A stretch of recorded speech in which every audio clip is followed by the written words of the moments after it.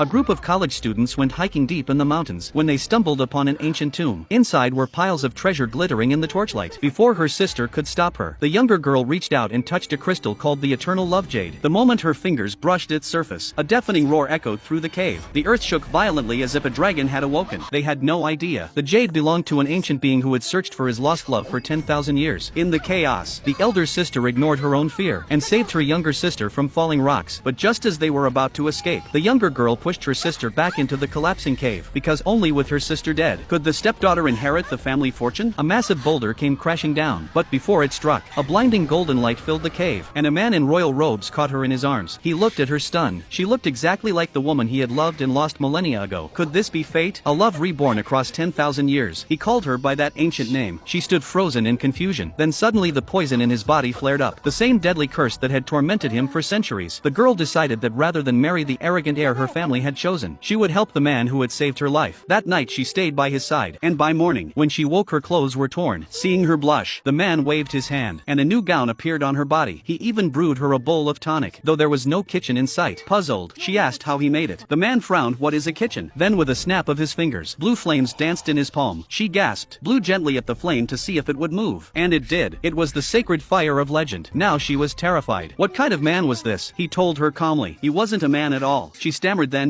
"Are you a god?" He smiled. You could say that. The girl's heart raced. If she angered a god, her life would be over. She needed to find a way out. But the god read her thoughts easily, told her not to be afraid. From now on, he would protect her. She could do whatever she wished. She gathered her courage and said, "Then I want to go home." After she told him her address, he wrapped his arm around her, and in a flash, they were back in her apartment. Realizing her laundry was still scattered everywhere, she quickly sat down to hide her underwear and begged him to leave. But he said they were already husband and wife.